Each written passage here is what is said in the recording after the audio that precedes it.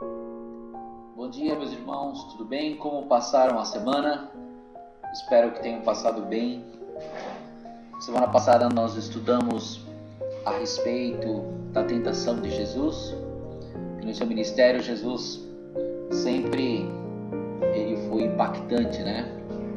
E uma coisa muito interessante é quando ele sobe no monte para falar sobre as bem-aventuranças, que é um capítulo muito conhecido por muitos, e ele vai chocar a sociedade com uma palavra, né? Com uma palavra totalmente diferente daquilo que eles esperavam.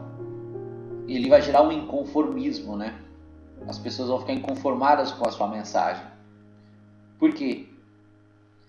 Porque Israel estava sob o domínio romano. Israel estava subjugada pelo Império Romano. No passado nós vimos que Deus, com uma mão forte, sempre libertou Israel quando caía em cativeiro, quando era oprimido pelos seus inimigos. Lá no Egito, por exemplo, nós vimos que Deus tirou Israel com pragas, com flagelos, abriu o mar. Foi assim algo realmente extraordinário, surpreendente. Então as outras nações viram como o Deus de Israel ele era muito presente, forte, se manifestava no meio deles de uma forma assim incrível, né? Então as muralhas de Jericó que foram derrubadas, então Deus sempre esteve com Israel. E depois nós vimos também quando eles caíram no cativeiro babilônico, que Deus levanta Ciro, né, que é um império medo-persa, invade a Babilônia e liberta o povo de Israel, deixa eles voltarem para suas terras e reconstruir os muros, reconstruíram a cidade, reconstruírem o templo, né? Então Deus ele sempre usou a força para libertar Israel. E agora Jesus ele aparece fazendo maravilhas, fazendo milagres, né? E uma multidão começa a andar atrás dele, começa a segui-lo, porque ninguém nunca tinha feito as coisas que ele estava fazendo. Ele fazia o cego enxergar, ele se comovia com os problemas, com as doenças, se comovia com a necessidade das pessoas, se compadecia. Então observa-se que Jesus realmente era notável. E eles andavam atrás de Jesus querendo ouvir as suas palavras, seus ensinamentos. Então ele sobe num monte e todo mundo fica olhando para as palavras que ele vai dizer, né? Eles estavam naquela expectativa. Ele vai falar que agora ele veio para libertar. Ele vai falar que agora chega, não vamos ficar mais sob esse opróbrio que nós estamos aqui. Nós vamos nos organizar. Ele vai encabeçar um movimento e nós vamos sair daqui. Nós vamos mandar esses romanos embora.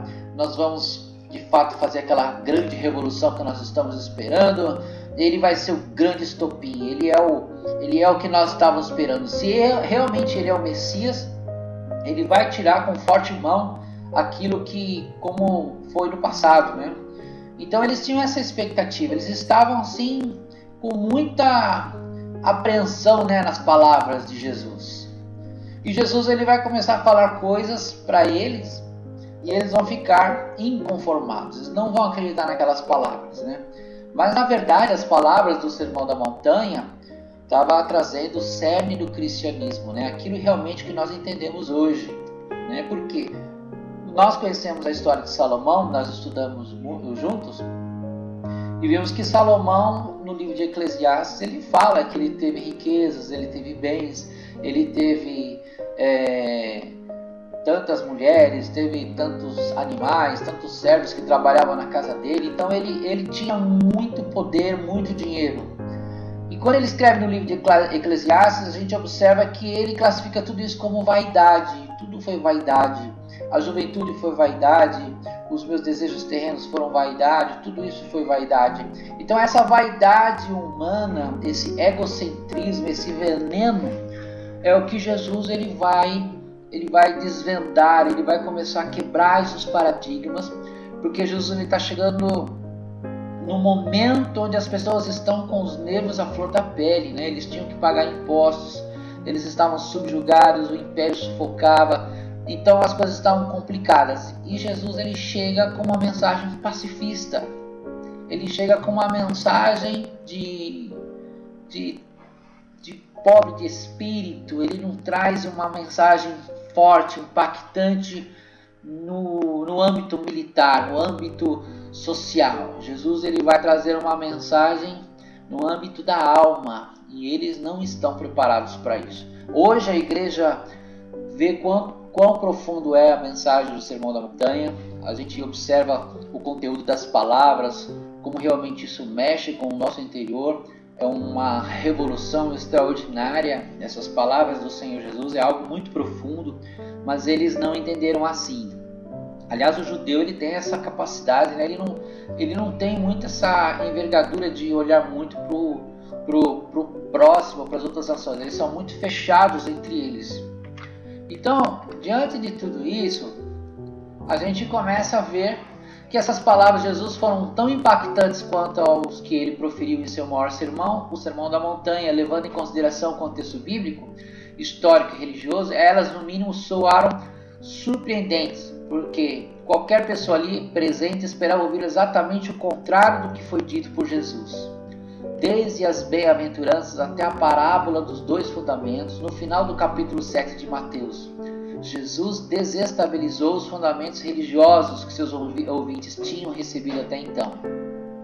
E Jesus trabalha muito atacando a hipocrisia, né? Então, aquela hipocrisia religiosa, Jesus ele vem e bate de frente, ó. Como tornar-se simpático, a mensagem que se inicia declarando: felizes, felizardos, bem-aventurados, justamente aqueles que são identificados tanto por nossa geração quanto pelas passadas como pessoas fracas e dignas de pena. Como imaginar no tempo em que os mais perspicazes são os admirados e os que não engolem sapo alcançam seus objetivos, que os mansos, os limpos de coração e os misericordiosos herdarão a terra, alcançarão a misericórdia e verão a Deus? Então Jesus ele começa a bater de frente com um paradigma religioso de comportamento, e ele começa a revelar um evangelho puro, né? Ele começa a destacar o que tem de bom, né, dentro de uma personalidade transformada, que é o que nós sabemos hoje, né? O Espírito Santo ele revela isso, né? Paz, amor, alegria, longanimidade, temperança, domínio próprio. Então Jesus ele já começa a revolucionar nas suas palavras um conceito interno. Ele traz uma explosão interna de mudança totalmente de paradigma, uma mudança totalmente de comportamento, de estilo de vida e de valores. Então essa primeira mensagem que Jesus está fazendo já se tornou uma bomba no meio deles.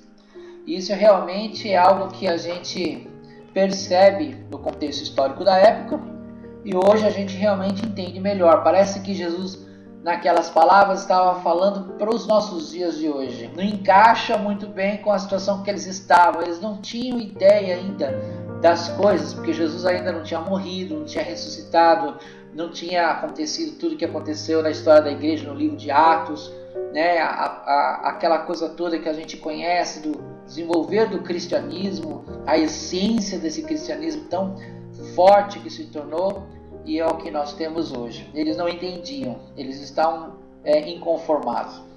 Então vamos ler alguns versículos só. Depois você lê na sua casa, eu vou ler até o 12 só, e depois a gente vai comentar mais um pouquinho. Então olha, e Jesus veio da multidão, subiu a um monte, e assentando-se aproximaram-se dele os seus discípulos.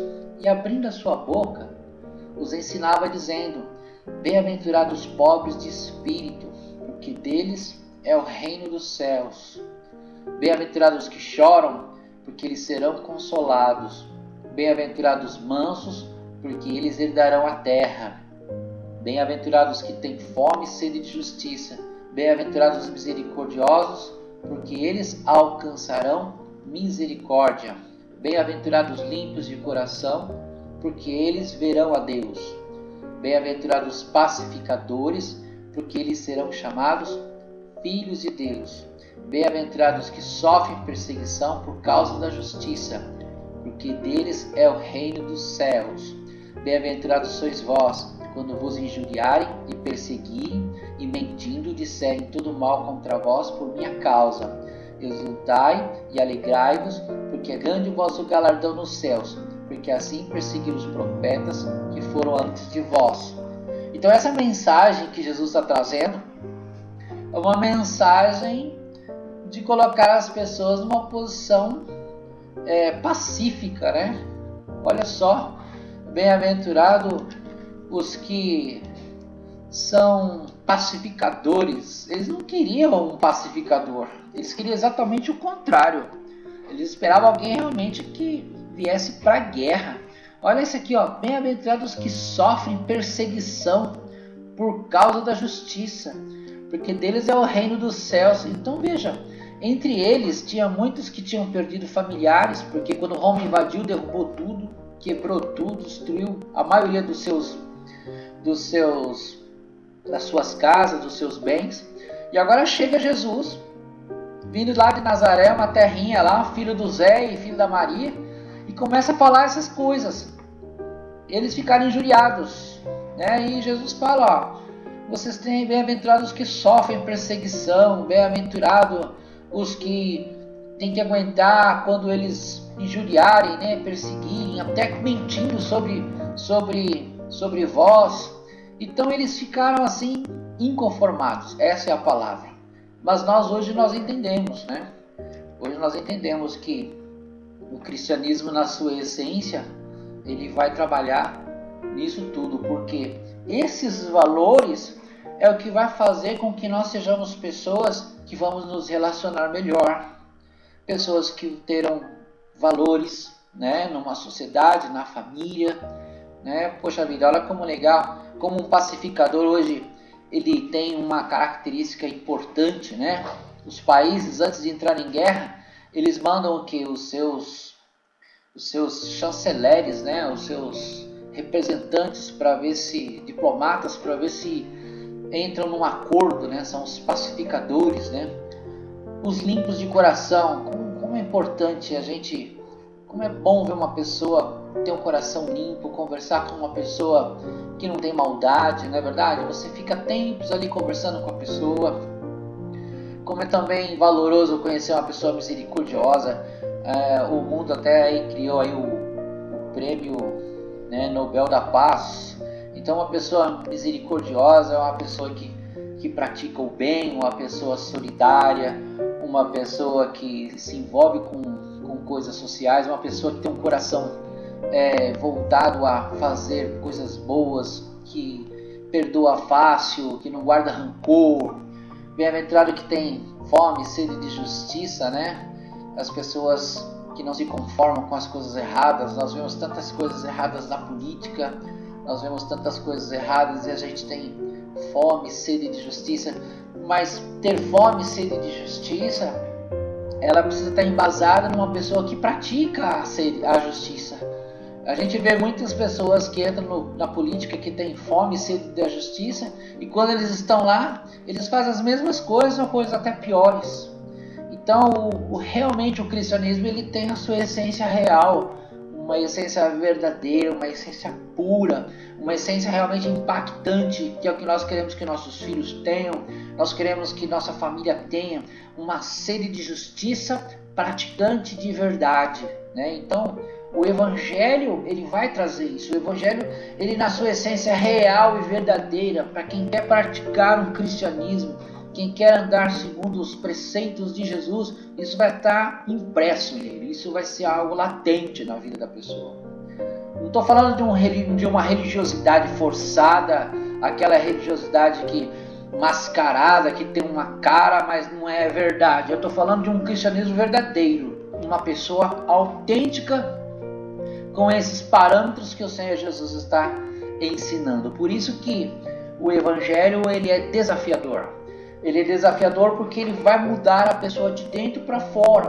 E Paulo ele fala, quando essas coisas começam a mudar, quando o homem começa a ter emblemada na sua vida essas características, aí ele se torna uma pessoa nova, uma nova criatura, ele começa a ser transformado. O Evangelho transforma, porque isso começa a a mudar o seu caráter. E a gente viu isso na vida de Paulo, que era um perseguidor, e depois a gente vê Paulo, né, aguentando tudo aquilo que a gente conhece, né, através da palavra que nós estudamos na Bíblia. Então você vê pessoas transformadas com isso.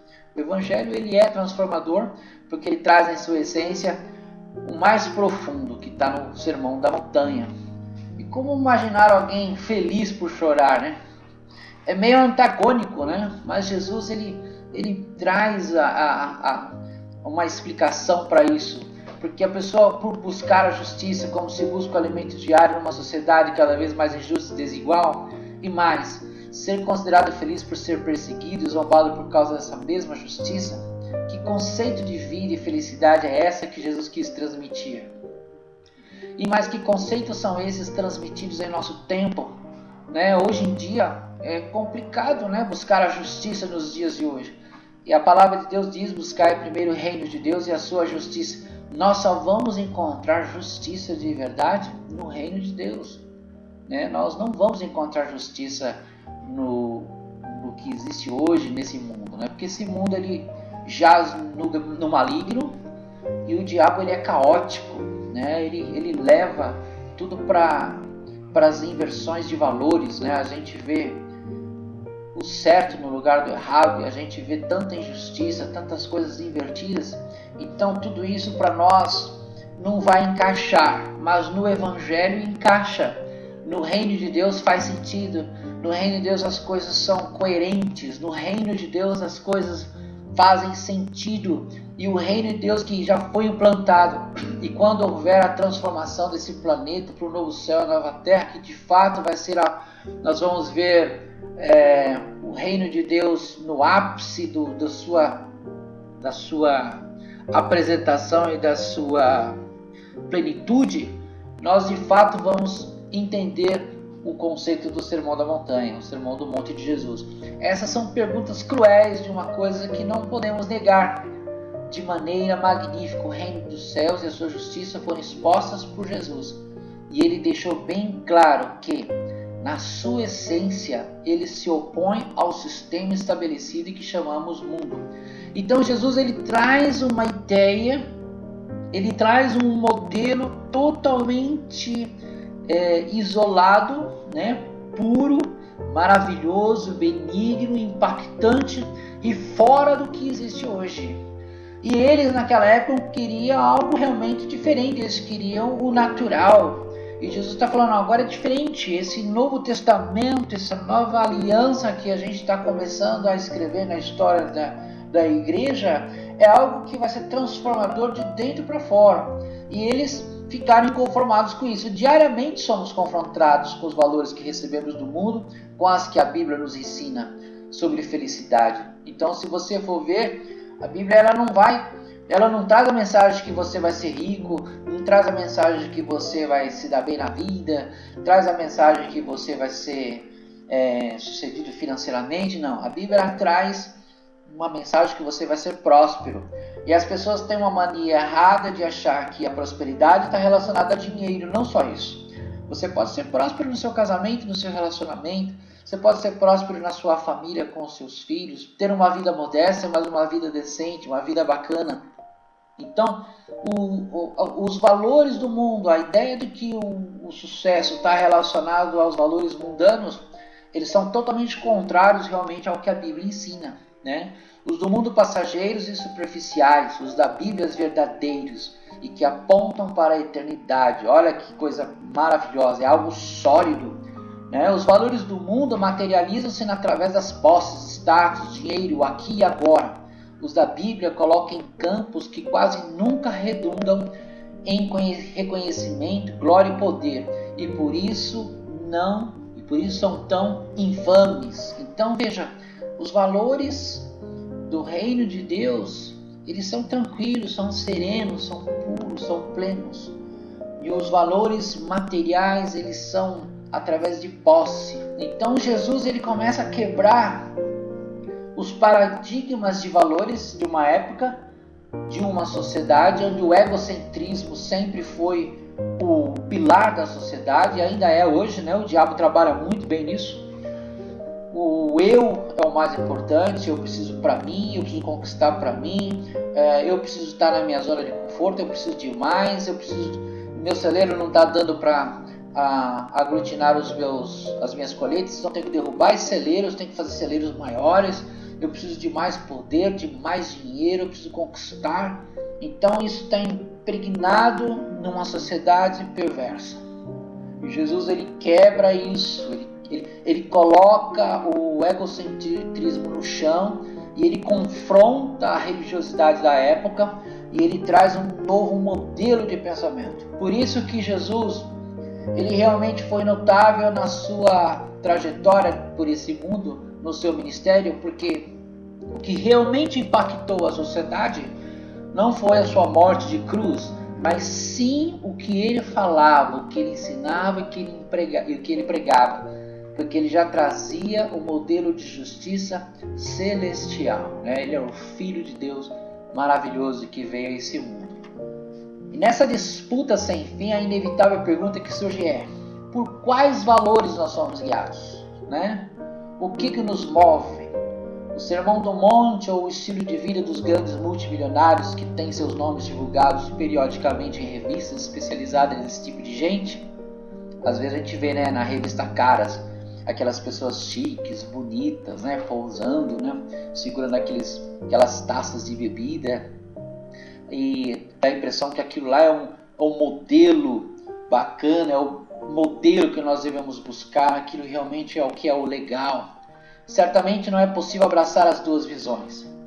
Se agarrarmos uma, fatalmente abandonamos a outra. No entanto, apesar de serem perguntas duras, suas respostas podem ser percebidas não por palavras apenas, mas por condutas, por posturas. E é isso mesmo, né? Olha só, cristão, ele tem que ser conhecido pela sua forma de ser, pela sua forma natural, nada forçado. Não ficar fazendo cara de bonzinho, fazendo cara de nada disso. O cristão verdadeiro, ele é autêntico, ele é sempre assim, é sempre daquele jeito. No trabalho, na escola, em casa, na igreja, o cristão ele é natural na sua essência, né? Podemos até responder positiva e biblicamente, mas serão nossas atitudes que confirmarão ou denunciarão nossas intenções. E olha só, nós somos cristãos quando nós mostramos quem somos no nosso estilo natural de ser e se amarmos uns aos outros, né? Que Jesus fala, nisso conhecereis quem são meus discípulos, se amarmos uns aos outros. Então os valores do Sermão da Montanha estão encapsulados em tudo isso, né? E ele vai revelar isso numa forma de ser, ele vai revelar isso numa natureza transformada, né? Ele vai espelhar vida, paz, ele vai espelhar amor, ele vai espelhar mansidão, alegria, fraternidade, fé, amizade. Jesus ele tinha isso impresso nele, né? Então quando nós somos cristãos, nós somos pequenos cristos, né? Imitadores de Jesus na sua forma de ser, nos seus valores, no seu testemunho, na sua mensagem, né? Então é importante entendermos isso. Então Jesus ele traz esse paradigma. E qual que é o desfecho dessa mensagem que eu encontrei, né, estudando um pouquinho esse capítulo, depois você lê ele inteiro aí, que a essência do cristianismo e do que Jesus já estava apresentando naquele sermão é a gente negarmos a nós mesmos, né? Nós anularmos as nossas vontades acima dos outros. E nós temos que seguir os passos de Jesus, né? Ter uma esperança de glória, a justificação, a alegria do perdão proveniente do sacrifício de Jesus Cristo. Temos a alegria de uma nova vida que somente Cristo pode dar, a comunhão com Deus e os irmãos, a graça, o escândalo da cruz e sua mensagem, a renúncia e tantos outros temas tão comuns à vida cristã. A vida cristã é uma vida de renúncia, né?